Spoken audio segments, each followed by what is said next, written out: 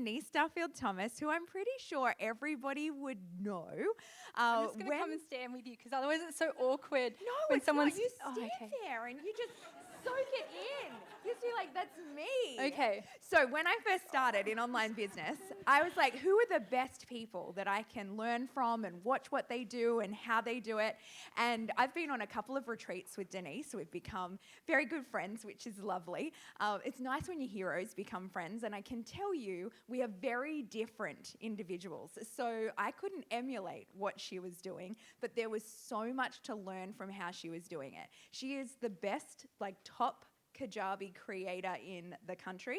I think she's probably the best course creator in the country, albeit the world. She is a multi-book author. She's got Get Rich Lucky Bitch and Chillpreneur. Oh no, what's it called? Chill and Prosper. Chill and Prosper Was it now. Chillpreneur? It was. Oh, okay, and then we changed the name. Yeah, it's not a Mandela effect thing. Okay, it happened. Chill and Prosper is it, and she's helped nearly 10,000 people go through her Money Bootcamp course, which is numbers we can just dream of. So extremely, extremely knowledgeable. She's just clicked over $20 million going through her online courses. So overall 30, but 20 for this particular course I'm talking about. So just good. Such a good flex. Sorry. All right, please welcome to the stage the incredible, the amazing Denise Duffield-Thomas. Thank you. Okay, thank you. Mwah. I've got a little note for myself with the timing because otherwise I'll forget. Because I have ADHD and perimenopause. And I'm worried that I'll just stand here and just go, what am I talking about? Okay, so thank you so much for inviting me, Kajabi, and for Tina for organising this. I'm a real introvert and I don't like speaking. And I always start my speeches with that because it feels like it kind of, then if I'm crap, I can kind of go, well, see, it's like I'm an introvert. But I really don't like speaking. And actually, I've really built a big business just from home. I really don't go out into the world a lot, and you don't need to.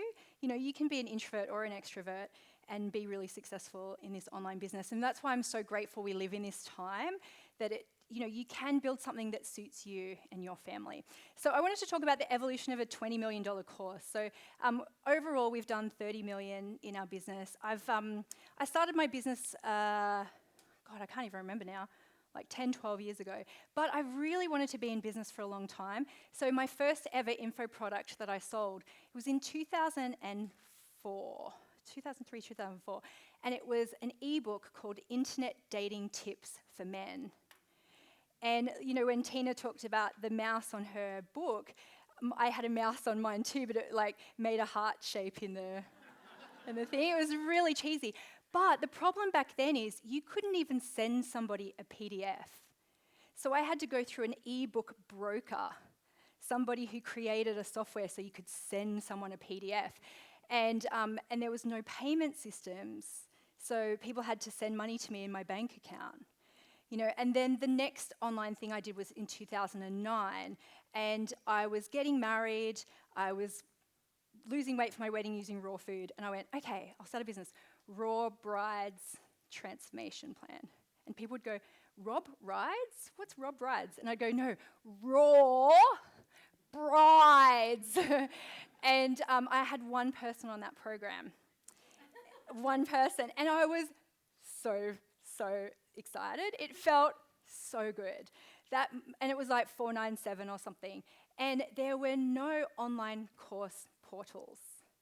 So I had made my own website with TypePad, and you could do a password-protected page. So everyone had the same password. Well, there was only one person on the course, so it was fine. But literally, the tools are so good now. And yes, there are still going to be tech problems and, things that you have to get through. But literally, I'm telling you as a grandma, I had to walk, in the snow uphill. And now, there's so much that's so easy. So anyway, I should get onto my thing. So I call myself a money mindset mentor. It's a totally made up kind of thing. But there really is a big issue when people start a business. The logistics are actually pretty easy. Nothing that we're talking about in this room is rocket science for any of us, right? The problem is that we start to get in our own head around money. Am I worth it? Can I put my prices up? Who will buy? Do I deserve this? And so that's the work that I do. I really, really enjoy it. As I said, I've been doing it for over 12 years. And it's for people who want to make money and change the world. So people who want to do good in the world, wherever that is, big or small, whatever. These are my 3 books with Hay House, but notice there's no internet dating tips for men on there. As Tina said, the book actually used to be called Chillpreneur, but I don't know if you know, there's someone who owns the Preneur trademark. Entrepreneur magazine, you're not allowed to use anything with preneur in it. Yes, so that's why I changed the book. Not because you can do books, but you can't do anything else. So I can talk about that another time. And we changed the cover too. Okay, so I have 3 kids. I live in Newcastle. I have 2 dogs. My favourite child is this one, Albie. He's so cute. I love him. The rest of them, no. I think sometimes from the surface, especially if you've got a personality-driven brand like me, I don't share a lot about my family, but a lot of people are like, oh my God, you work with your husband, oh, your family, you guys look like such good parents, and it's honestly just chaos most of the time, and it doesn't matter how much money you have, you can't avoid just the chaos of the stage of life that I'm in, because that's normally what it looks like. We have a family photo shoot once a year, and I'm in it just going, I'm going to murder you, stop talking. And then they always turn out so beautiful. And I'm like, oh, that's what our family's like. But really, it's more like everyone just jumping on me. And same with this is my husband, Mark. He is in my business. He's been in my business for 7 years. Retiring him was a really big goal just for flexibility and freedom for our family. And it's also a real nightmare working with your husband. It's such a boner killer to be like, did you send that email? And can you not do that like that? It's really sometimes hard, and that's... So my t-shirt says, I'd rather be with Albie. It's a special shirt that I got. It's I'd rather just be hanging out with my dog. So the reality is way less glamorous. So me, myself, so I was born in Manly, single parent family. My mum was 17 when she had me. And so I think growing up, I saw what choices that my mum and my grandma didn't have. And so I was really torn growing up because I really wanted to be a performer, and also I really wanted to be in business. So my dream really was to go and work at Disneyland, something like that. And so I became a professional children's performer at the age of 16, but I was Elmer Fudd. A lot less glamorous. That actually isn't a photo of me, it's in Dubai, but that's literally what I did every school holidays. I'd travel around Australia, and I'd be in Bugs Bunny and the Indians, and I'd be in India, and Bugs Bunny and the Pirates, I'd be a pirate. But then I started doing Elmer Fudd, and I did Elmer Fudd for quite a few years. And that, for me, I learned so many lessons from that are really applicable to business, one of them being the show must go on, no matter what. And I got to a point, and this is why I love that I've spoken after Tina, because I resonated with so many things that she said about burnout and getting to a point where why you're doing it. And I figured out that being a children's performer for so long and having that show must go on mentality actually started being a negative for me, because I was like, the show will go on no matter what, and at some point it can't. So, who remembers the Sydney Olympics? Yes, so I was one of the mascots for the Sydney Olympics. Try and guess which one. Millie, yes. Mm-hmm. So the company that did all of the Warner Brothers shows in Australia got the contract to do the Olympic mascots. So we started that. I think I started in maybe 97, 98 doing that, because in the years leading up to the games, there's, 300 days to go, or 100, all of the pin launches, all of the PR and media stuff. And so I was lucky enough to be part of that team. I wasn't the only Millie, I was a team Millie, which means, always go on unless there's, 2 appearances or whatever. And so we traveled all around Australia while most of us were doing our university degrees. So I was getting my marketing degree as I was being Millie. And it was really fun during this Olympics too, because I remember very vividly where I was when Kathy Freeman won her gold medal, right? I was at a Sony cocktail party inside Millie, because Millie's eyes are about here on me. going like this, trying to watch Kathy Freeman through my eyes. And when that all finished, I was really at a bit of a loss because I'd spent so much time doing that. And I knew that I also wanted to be in business, but I really couldn't figure out what that leap was. So I moved to London. I worked for a non-profit called ISEC, which is an international leadership organisation. Not many people have heard of it. Anyone in this room heard of ISEC? Okay, cool. Oh, you remember? Oh, brilliant. And that's how I met Mark, who was also a member of ISEC at Manchester Uni. And I spent my whole 20s trying to figure out what I wanted to do. And it was very early stages of, internet business. And so I would go to these events, and I'd be most of the time the only woman there, the youngest, and I was just like, I just want to be in business. And all my friends started going off and doing their careers, a lot of them in management consulting. So it was like Deloitte and Accenture and all these places. And I was really floundering, and I would kind of go and I did life drawing modelling for a while. I worked at a phone sex place for a while because I was like, this is going to be fun. It's going to be like acting, but on the phone. And it was it's like weird. But I knew in my heart, deep down, I just wanted to help people. And I also wanted to make money. And I wanted to have independence and freedom for myself. But the time just hadn't caught up because the technology wasn't there.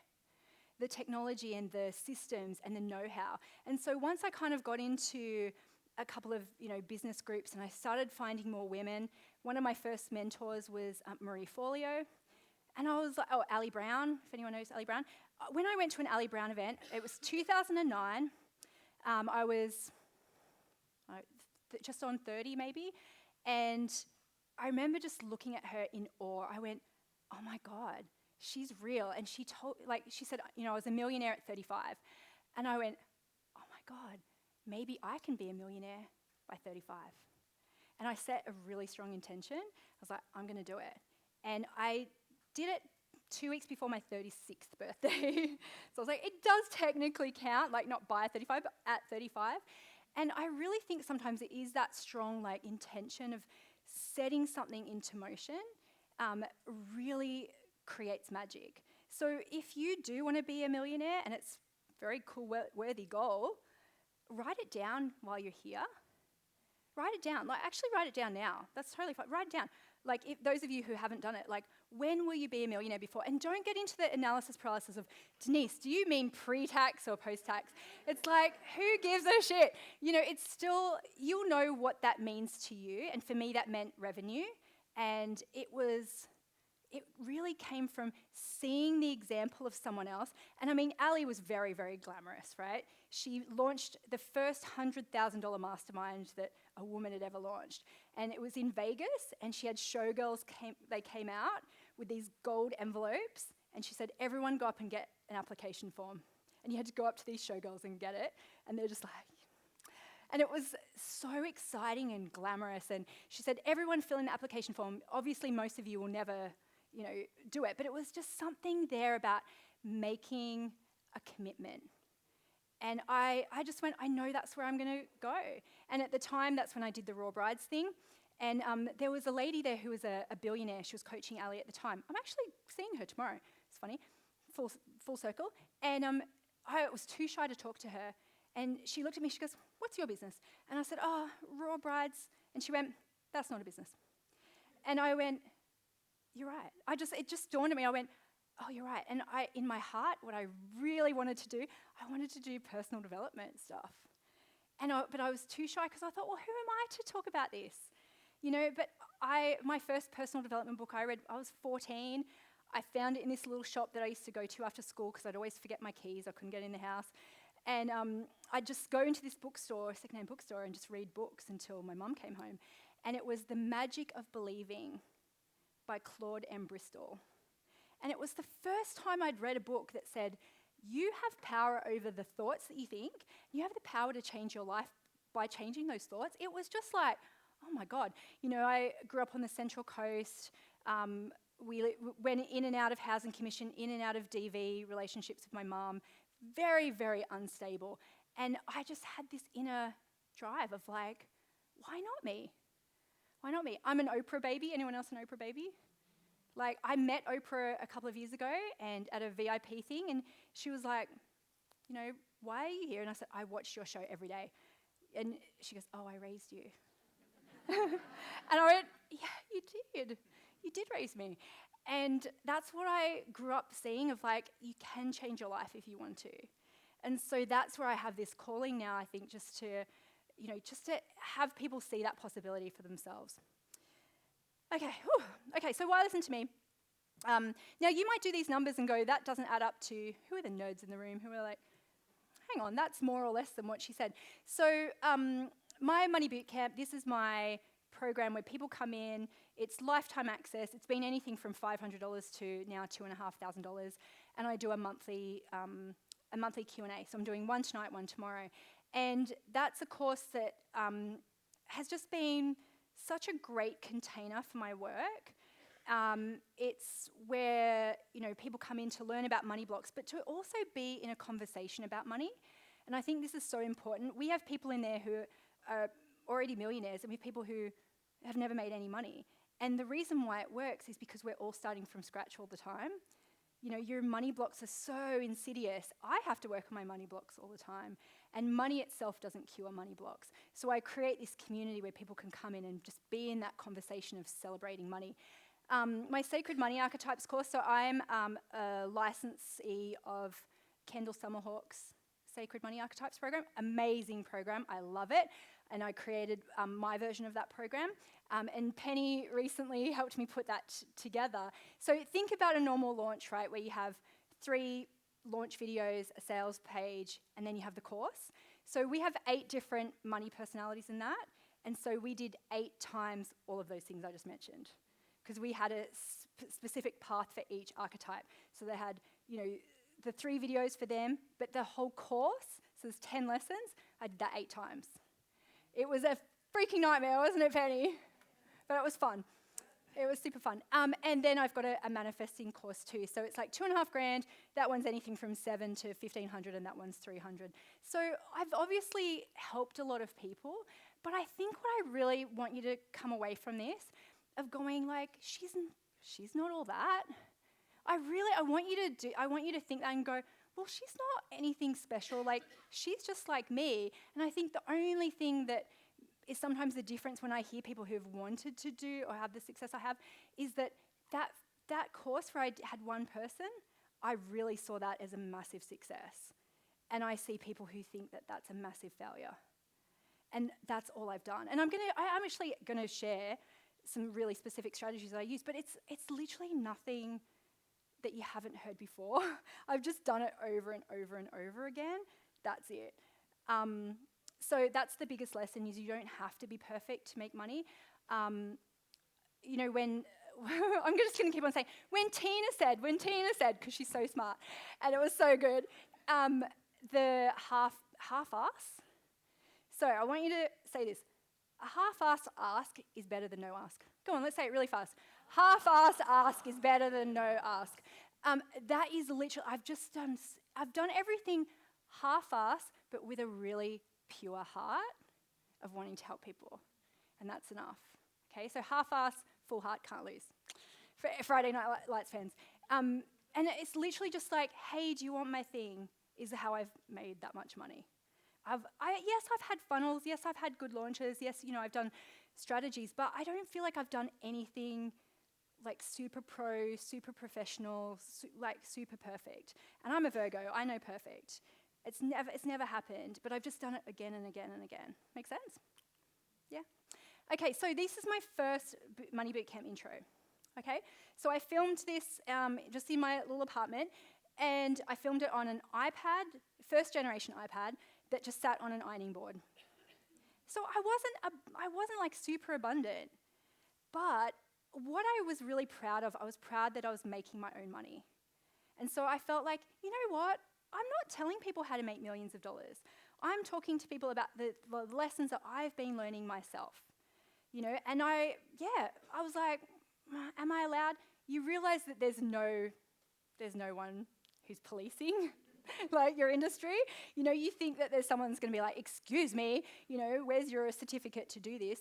And it's like, I just want to share from my heart. I thought it was going to be a one-off course because people were just asking me, can you talk about this? And I felt a real calling to do it. And I went, okay, universe, I'll do it one time. Just send me the people. And so this was the course. I think I had 5 or 6 people or something like that on there. And it was just filmed at home. You could do this now. Our average iPhones are way better than this. We know this, right? A cheap microphone will do it so much better. So if you're worried about the production values, it is just such a dumb excuse. It really is. And you know what's so funny? Because these first couple of videos, I knew the points I wanted to hit and I just kind of winged it. But I've recorded bootcamp now, I don't know, 8 times. The content is still like 80% the same because it came from a really pure place. Does that make sense? Like it's just tightened up a bit, but the transcripts are literally like 80% the same as it was back then in, I don't even know when that was, 2012. What is time? This was the second one, and I felt so fucking upgraded doing this. So I was at a conference in Fort Lauderdale, and my friend Victoria Gibson, does anyone know Victoria in this room? Yeah, so we were like, hey, we're doing B School, let's hire a proper videographer to come and do our course videos. And, but we got really, really drunk. Like we got so drunk. I think it was my birthday, so this would be in September or whatever that year was, 14. And we got so drunk. And so when the videographer knocked on our door the next day, we were still asleep. And like, you know when you have those showers and you're like holding onto the wall? And I don't drink anymore, the sober person. But I was like literally just like going, "Ugh!" And we said to him, you're going to have to come back tomorrow. So then we had one day to film both of our courses. And again, I had the same, I knew what the videos were from the last one. I just had points and I just did it. Victoria though, and she doesn't mind me talking about this, every time the camera went on her for her time, she burst into tears. And I was like looking at her going, fuck, how are we going to get through this day? But she completely burst into tears. And it took her a couple of years before she did her first course. Because I think she's a very confident person. She's an amazing speaker. All of her stuff came up. And that's what will happen every time you do your business. It's like, again, who am I to do this? Is it going to be perfect? And every time you do a version, it is a living thing. Like you think, oh my God, it's my only shot. And it's really, really not. So that version I probably used, I don't know, for a year. And then I did another version, right? And so it just got upgraded. So for this one, cool, I got hair and makeup. I had lighting. I had a video team to come and do it. And I hired my friend who was an interior designer to do like a bit of a set behind me. And I felt really cool. I was like, oh man, look, this is awesome. And then I upgraded again. This one I hired a house around here somewhere actually.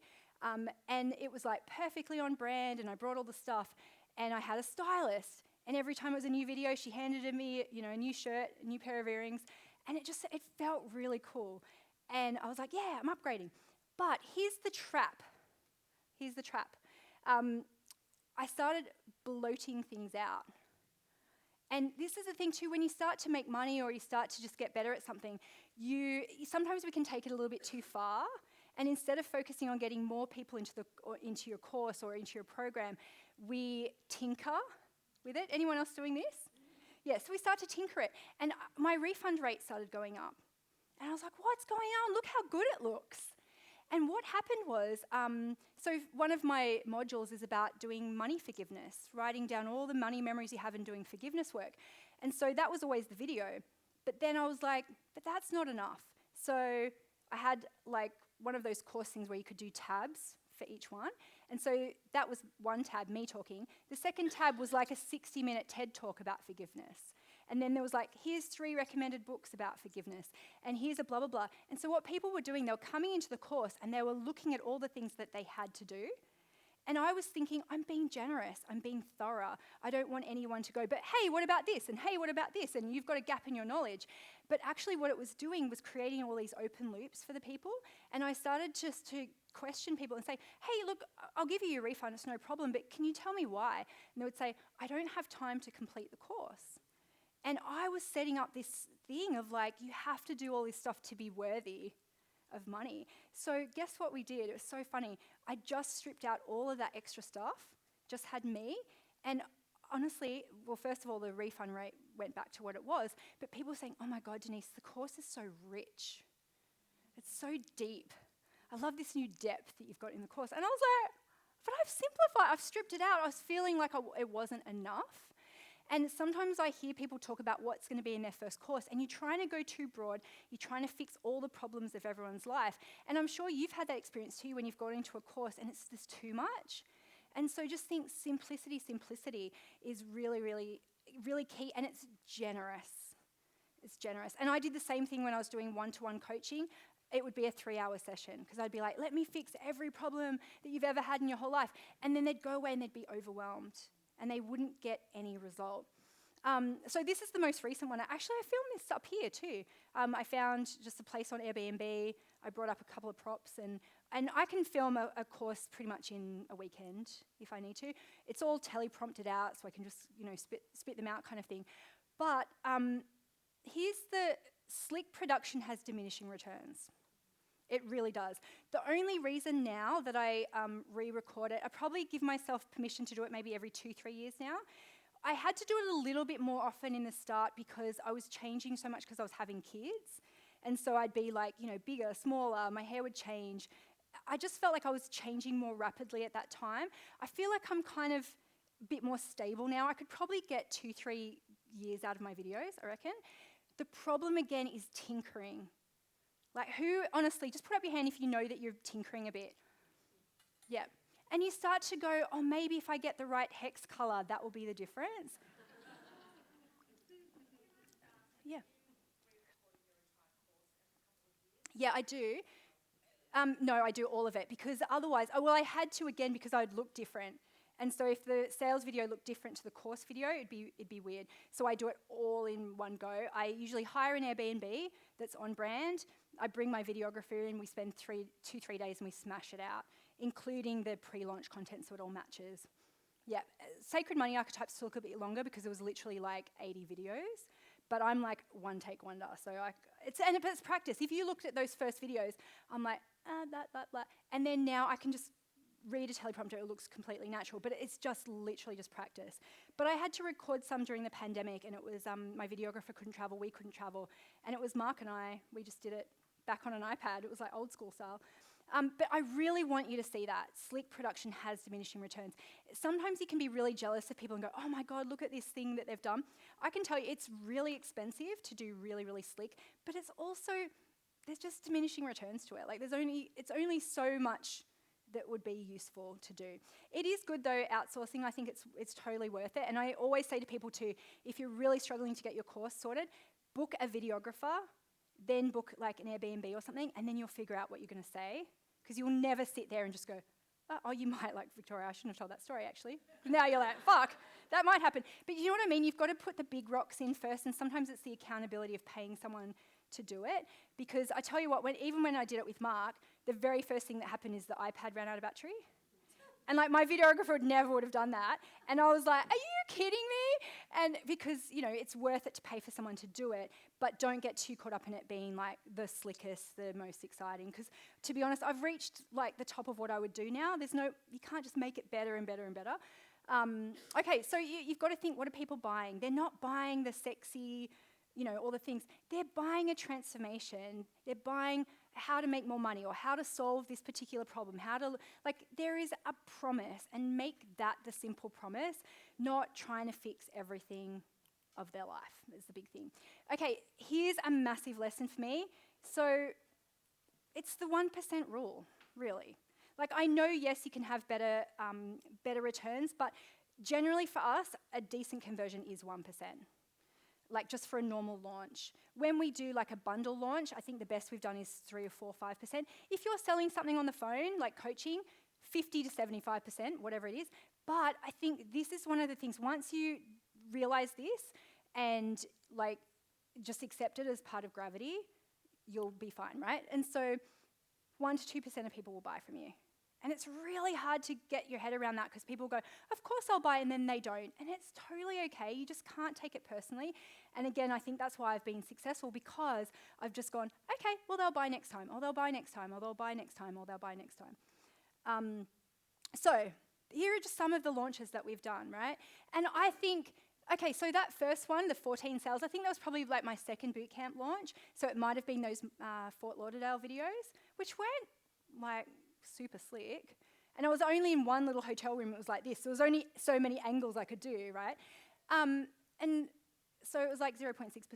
But one of these last ones, the 27,000 leads, I mean, I've got a list size of about 70,000 people. But when we do a launch, we usually have a launch list if people have opted in for that launch. And so it's still only like, that's even with like all this sexiness now. Like with all the production values and all the things. Like, yeah, it's better than that, but it's still, like you can't really beat it by just trying harder. And so, Diane, this joke's for you, okay? My philosophy in business and my sex life, experiment in the front end, leave the back end alone. Okay? Where's Diane? Okay, that's a joke for you. Had to write it down. And no, this is really, really key because if you spend all your time fiddling in your back end, playing around with your course, waiting for everything to be perfect, like you're not going to be able to get those numbers. And so just remember that, okay? It's for me. There's no judgment, but for me, leave my back end alone. All right, once every 3 years on special occasions. No, not even then. Not even then. So here's the big lesson. It's not the tech. You think it's the tech. Like, I've been invited here by Kajabi. Is Kajabi the best? I don't know, but just pick one. No, honestly, just pick a system. You can spend so much time in your spreadsheets and what's going to be the best one. Same with, like, I don't know, a scheduler for your social media. Should I do this one or this one? I'm like, oh, just pick one. Pick one, see how you like it. I used to say, oh, I'm going to have 6 kids. My mum used to say, just have one, see if you like it. And that's the thing. Like, nobody is going to be able to give you a perfect answer. You don't know what works for your brain. You just got to pick something. But this is going to be your big enemy, okay? And the way you overcome the fear, number one, you just accept that you're going to be scared. Absence of fear is not your goal. You're not waiting for the fear to go away, for that to be your go signal, right? You surround yourself with people who are also in the fear. You know, like the fact, you know, Tina and I, we're just in literally a Facebook Messenger chat with a couple of other girls, and it's just like, we're just making it up too. We're scared as well. And I think it's just really comforting knowing that other people are going through that struggle, but also knowing that it's not a good enough excuse. It really isn't. So that's going to be your biggest enemy. So do what you need to do. So whether that's masterminds, having a coach, I get once a month kinesiology, because I need a place to talk about my stuff. I teach money mindset, but that's not me doing my money mindset. Does that make sense? And so some of us here, we're teaching the thing, but we also need someone to hold space for that for us. Not so there's not that imposter syndrome, but because we deserve that too. We deserve the transformation that we're offering to other people. So do whatever you need to do, whether it's somatic work or whatever it is. But also a big why. And what do you think is, like, you can shout them out. What are some of the whys that some of you have for why you want to grow a business? Freedom. Yep. Travel. Yep. Flexibility. Yep. Contribution. Mm-hmm. Time, so time freedom. Yep. What else? To buy a farm. Yeah. I have bought a farm. Yeah, and I did a launch to pay for a farm. Yeah. If you go to Lawn Rose Farm, not lawn with an E, that's my farm, that a launch I did in 2018, bought that farm. Yeah. Sorry, someone else said over here? Retire my husband, yeah. Do you know what's the biggest flex now, actually? Retiring my mum and Mark's mum. Because I think retiring Mark was good, but there's pros and cons to working with your husbands, I've mentioned. But like, it's really meaningful for us that our mums don't have to work. Like, that felt really, really cool. My mum now, she is the chillpreneur more than me. She drives, like, she's in a motorhome. She comes and sees us, and then she just drives off when she gets bored. She's got boyfriends all over Australia. She's living her life. But for me, like, so this is my first home out of home. And I, don't feel sorry for me. I lived in a shed in Ultimo in Sydney. It was $50 a week. It was literally the laundry shed. That is the water heater. I have milk crates. It's like, you can see the date. What's that? It's like the 13th of whatever that is, 98? Yeah, okay. So I had a tape recorder and I just played Spice Girls on repeat. And you know what I listened to on the way here? Spice Girls. I was just listening to it like when I was reading, flying on Jetstar here. I was like, this is so cool. But for me, it was always just that, I'm going somewhere. I'm going somewhere. This is just temporary. And I felt really proud of myself. Like, she's brave. Like, don't feel bad for her at all. But it's like, she was stoked. It was super fun living in Sydney. And, you know, going off and being Millie and Elmer Fudd. It was really fun. But I knew for me it was the money. I was like, I want that freedom. And I'll be really honest, I'm kind of in the same place that Tina's in. I've spent so many years like, you know, running and improving and all that kind of stuff. And then I kind of got to a point, it was so weird because I had a goal, I was like 10 million. That's my password goal at the moment. And I was like, it is, yeah. And you know what it is? Easy 10 million. Easy 10 million. There's some capitals in there. I'm sure you can't crack it. But, because we've made, I think the most we've made in a year is like 5 million. We'll probably make about $1 million this year, and it's because I've pretty much taken the last year and a half off. And I'm like, I'm okay with that. You know, we call it lucky bitch problems. I was like, I'm such a loser, I'm only making $1 million this year. But I got to a point where I was like, why do I want that 10 million? My why wasn't as strong anymore. I was like, I've kind of got the things that I want for this stage of my life, and I was just kind of like, I would just be doing it. And I don't ever say for what, I say for why. And so when someone says, I want to do this, I go, for why? Because if you don't have that strong why, you don't get past the resistance. And sometimes your desire has to be just a tiny bit bigger than your fear. And so then I wasn't being driven by fear, but I was really being driven by desire. You know, I just wanted to make it, you know. So I love this quote by Sarah Blakely. Money is fun to make, fun to spend, and fun to give away. And I really want to go into this next phase of my life. I'm almost 45. I actually set a goal about 5 years ago to retire by 45. And I'm like, fuck, I've got like 2 weeks. But the same thing happens when I set it in 2009 to be a millionaire. Things start moving into motion. It's really fascinating. And so part of the retire by 45 was also hand in hand with saying, all my projects are profitable. All my projects are profitable. Because life starts to get really big. And I realized once you set an intention like that, all the things that are not that start to be very, very obvious. And so all the things that were stopping me from having more freedom were starting to become apparent the last couple of years. So I don't think I'll do it in the next week and a half, but I did settle on one of my properties it's being signed today, which is cool. So I reckon by the time I'm like 46, I'll be there. I think it'll be the same thing. I'll do it in the year. Does that make sense? I've got dyscalculia, so for me, I can't add up anyway. But so as I said, $30 million revenue, about 17 million profit, but helping thousands of people while being wildly imperfect. And I know those numbers seem really big, but once you're just in that momentum, you'll realize it's the same amount of work as doing like your first launch and making that first sale. Like, it's not any scarier. It's not exponentially scarier. Does that make sense? And often people will say, oh, how did it feel when you clicked over that million? And I actually can't remember, but I really, really remember making my first $225 as a coach. Like, I remember that so clearly. And I remember I did an event and I sold it out. I made no money on it, of course. But I went to like the fanciest restaurant in Newcastle, which, okay, is not that fancy probably. But like, I ordered a glass of champagne and I toasted myself. And I was like, more of this, please, universe. Like, I was so proud of myself. It felt so good. I remember that. I do not remember the million. And I actually, like, honestly, I couldn't even really tell you how much money we made last year. I know it was around 5 million. I couldn't tell you because it's just stopped being important to me. I know, lucky bitch problems. So what have I spent my money on? Is anyone curious about what people spend their money on? Okay, so at the moment, as of today, I own 13 properties. So that became a bit of a little like obsession of going, how do I build wealth? And I think before I learned about online marketing, I was kind of looking at the real estate world a little bit. So real estate has been something that's been really fun. I've made really good and really bad decisions in real estate. Here's an interesting thing that my accountant hates me talking about. Investing in musicals. When I talk to my accountant about it, he goes, it's your money. And literally it's just like, throw money on a fire pit. But it's so fun, and now I get invited to all the premieres of all the musicals, which is kind of worth it. I also got into a phase of buying vintage cars.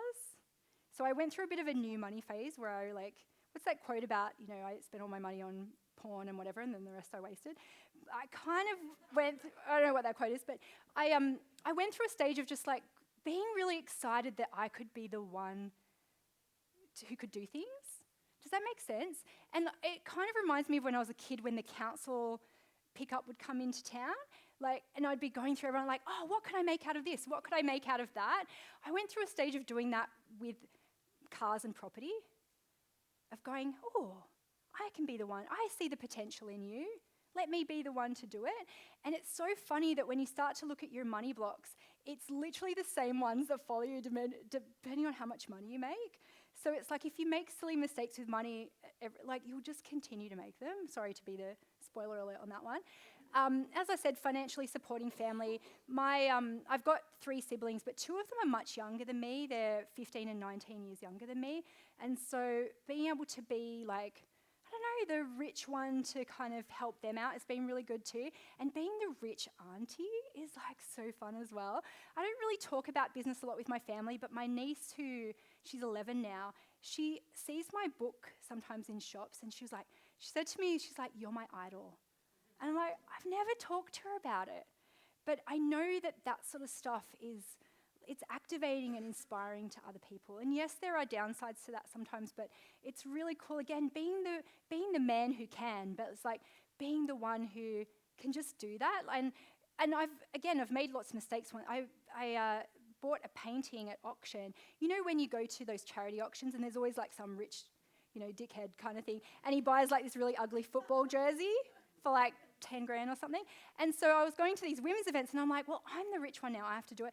And I bought a painting that I didn't really like for 10 grand for my friend's charity. And it felt really good, but I was also like, fuck, I have to learn how to have money, And it's again, it's lucky bitch problem, and it's hard sometimes to have that conversation without sounding like you're a real privileged twat. But do you understand what I'm saying? Is you're still going to make lots of mistakes with money, and I feel like I'm still learning and I'm still exploring, and I'm really curious about some of the behaviours that I can sometimes have. And amazing travel and adventure, that's been fun. As I said, I've taken most of the last year and a half off. We travelled around Europe for 4 months with my kids, my husband, my nanny, my mum. Everyone's got ADHD, so it wasn't as helpful as you'd think, having all those people. And you know what my kids remember about Disneyland Paris? They saw a giant rat. Literally, we're walking around at night, we're walking home after being there for 3 days, doing all the things, buying them all the stuff, and we were leaving at twilight, and they were like, oh my God, did you see that rat? And it was just eating popcorn, and this was, a year and a half ago. This trip cost, you can imagine, so much money. And literally 2 nights ago, as we were going to sleep, Piper said, remember that rat we saw at Disneyland? And I went, oh my God, all those things of I want to make money to have my kids having an abundant life. Just every year, just let loose a live animal in your house. They will literally have the best childhood ever. That's all they need. So, this is the thing. You look at those, we buy really boring investment properties, by the way. So it's not this really sexy thing to show. But the one on the top left, I actually sold that last year for 11 million. It broke the record for Newcastle. It was 11 point something, I can't remember. You can probably look it up. And so that was the house that Lucky Bitch built, I called that house. And it was very much that dream of I wanted to live near the beach. And that dream sustained me for a lot of years. I had this candle that smelled like the beach. I'd get in my office, I'd be so scared, and I was like, I'm going to live by the beach. I didn't last very long because I realized I didn't like living near the beach. And so it was okay. I decided to have a new dream. And so we actually moved to the suburbs, and we live in a suburban thing where people walk their kids to school, and we're the millionaire next door type thing. That's the next evolution. But this one is really cool. This is it's called the Lawn Rose Farm. So it was that you can see it's ringed. It's 10 acres. And I was pregnant with my 3rd kid. We knew we were going to call her Piper Rose anyway. And I was reading Country Style magazine. Does anyone like read Country Style?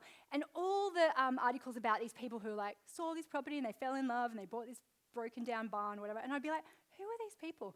And then I saw this property and I went, no. And then when Piper Rose was born, it came up again with a price reduction. And I got out and Mark just looked at me. He's like, no. He could see it in my eyes. And I was like, yes. And we were building that house at the time and putting so much money into that. And I took my financial advisors out to see it. And they were just like, oh, no, you can't afford it. And I went, tell me how much money. I'll go and get the money and I'll bring the money back. And I literally had this like vision of myself going and get the money and like literally just like flopping it on the table because I was just like, when the desire is there, the money does follow. Not because of, sometimes it is a bit of magic, but it's because you have the desire to overcome the fear. And so every time I was like, oh, I don't know if I should send that extra launch email, I'd watch the real estate video for the farm. And I'm like, I want my kids to get married there. You know, so for us, that's the legacy thing. It's a fucking money pit for all hell. But it's okay. It's fine. It's getting less. This one, actually, so this was our, I don't know if it's our last purchase. There's a couple more on there since then. But so that's a bank in Branxton, New South Wales, and kind of near the Wine Valley. And again, I was like, I want to be the person who can buy and revitalise towns. And so we bought it with a friend of ours and we renovated it. And then I realised in my personality, when things get too hard, I'm kind of out. And so once the excitement wore off of like buying it and renovating it, I was just kind of like, oh, I'm not really that interested anymore. So that literally is being sold. As I said, the paperwork's been signed today, which is really cool. I'm really glad that I did that, but I'm also glad that I need things to be really simple in my life. And so I'm really happy for the boring investment properties, you know, and like what we do, this one now, like that's a granny flat now, like that's a whole separate house. And so that's where I've put my money, and I see people who make a lot of money and then they lose it, and I didn't want to be that person. I wanted to make sure I was building wealth.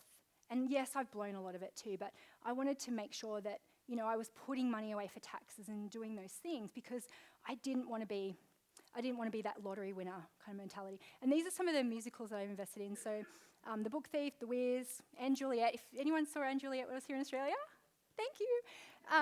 I actually just invested in the Australian production of that, whereas the other ones, it's IP. And so if you're in New York, go to the Museum of Broadway. You'll see my name on the wall.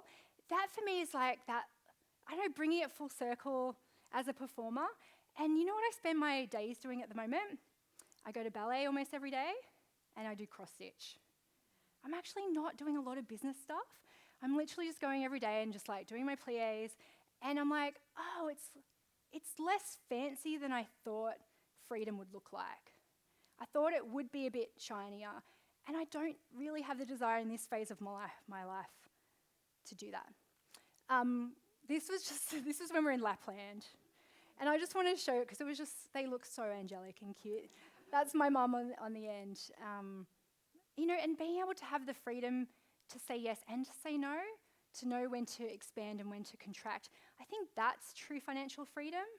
You know, it's having that flexibility to choose. My mum didn't get to choose.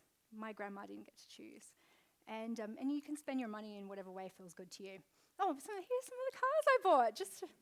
I've actually sold most of them because unless you're married to a mechanic, vintage cars are actually not very fun.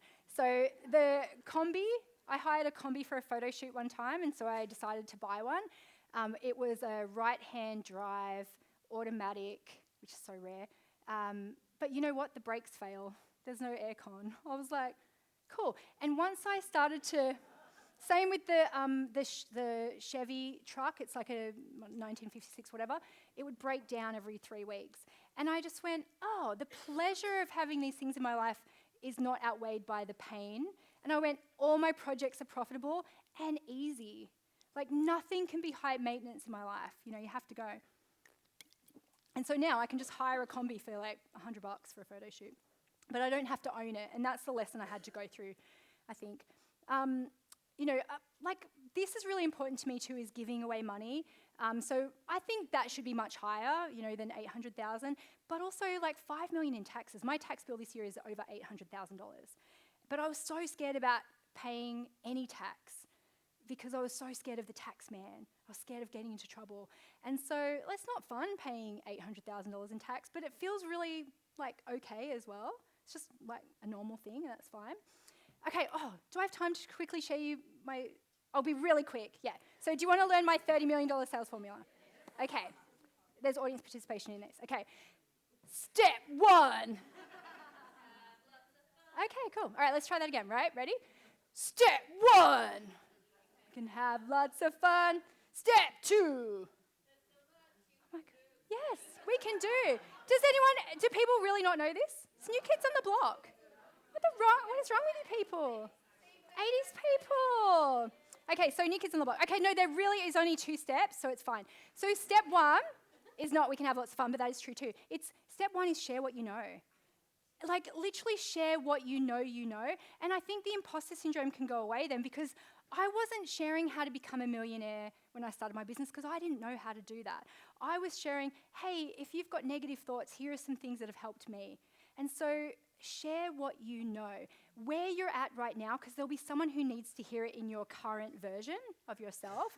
They don't need to hear it from someone else, they need to hear it from you. Okay, so share what you know means your newsletter, your podcast, all of those things that you know, but also find the one that works for you and that feels easy for you. And then, again, doing it with a pure heart. Step 2 is make regular offers. And they can be as half-assed as you want. I had this Money Blocks audio, and I remember always thinking, I wish I could re-record it. It's so not perfect. And my analytics guy said, hey, do you know how much money that page has made? And I was like, no. And it was something like 25,000 people had watched this video. And 1% of them had joined my money boot camp from it at $2,000. Only because at the end of it, I was like, hey, I've got a money boot camp. If you want to join, here's the link. There was no deadline timer on the page. There was no follow-up sequence. It was literally just like, hey, if you want my thing, here's the thing. And I find that is so powerful. If you're just like, hey, if you want it, hey, if you want it. That beats out most everything. It's like this or nothing. So that's it. Look, I can go through this so we don't have time, but it's like this is my marketing plan. It has been forever. It's just like I'm going to show up every day in some way. Every week I'm going to do a newsletter, something just a little bit more in depth. Once a month, once a quarter, I might do a new opt-in or a workshop, just something again a little bit more in depth. And then maybe sometimes once a quarter we'll do a launch, or we'll do an affiliate launch, or we'll do a big annual launch. And that's the same marketing plan that I've had at the start of my business, and it's the same one I have now. You could do millions with that, or you could do a couple of 100,000. It really is just rinse and repeat. Do you believe me or not believe me? Because sometimes we think, yeah, but Denise, tell me what the real silver bullet is. Everything does work. You can't do everything all at once, so you can only do what you can do. So my philosophy is all roads lead to Money Bootcamp. That's it. So whatever I create in those things, I'm thinking eventually they'll come and join Money Bootcamp. And that's really all I've done. Oh, there you go. I did do a slide for that joke. There you go. Focus on the front end, leave the back end alone. Make regular offers. Don't make people guess. Honestly, you know all this stuff too. Just make sure that you do have a next step. Just be like, hey, here's what I know. Here's my share. But here's the next step. Okay, so take a picture of that, but on the next one too, I can just have them everywhere. This is not rocket science, right?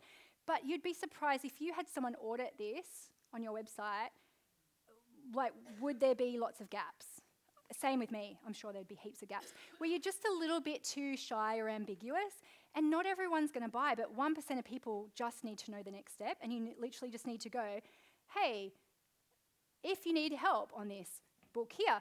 To shortcut this process, buy my course. If you want similar results, buy my template from Penny. To work with me personally, book here. It's literally just make it obvious what the next step is, because a confused mind says no, obviously, but most of the time we just don't invite people. And I wish I had more advanced strategies to share with you to show how smart I am, but I'm really not. I've just gone, hey, do you want my thing? A half-assed ask is better than no ask. That's it, right? So I want you to remember that. Live by it, because that's what I'm trying to do now. Money is fun to make, fun to spend, and fun to give away. And then it gives you that choice and freedom to do what you want to do. So why not you? Okay, I want you to turn to the person, to anywhere on the table, and just say, why not you? And then turn to someone else and say, and why not me? Why not me? Honestly, fortune favors not the bold, the brave, the one who just does it. The one who just does it. That's it. Thank you. Thank you, thank you. Follow, like, and subscribe. Thanks so much. That was awesome. You're so welcome. Well- Sorry I didn't go to time. I have no concept of time. No, you're great. You're great. I don't know either. I have no concept either. Right now we have afternoon tea for 15 minutes, and it's available outside. And that's it. Yeah. Right. And then Tina and I are doing some Q&A stuff. So Oh, yes. So don't worry. Afterwards. If you've got Hot questions, seats. you can. And Hot seats yeah. after the 15-minute break. Oh, can I just say one more thing? Sorry. I didn't bring enough for everyone because I just found them at home, but there's a couple of cards in the middle, and there's only like four per table. But what I want you to do is like go, just pick one up and then see who on the table it's meant for, because there'll be someone who's like, oh, I needed that message. Thank you very much. But cool. Thank you.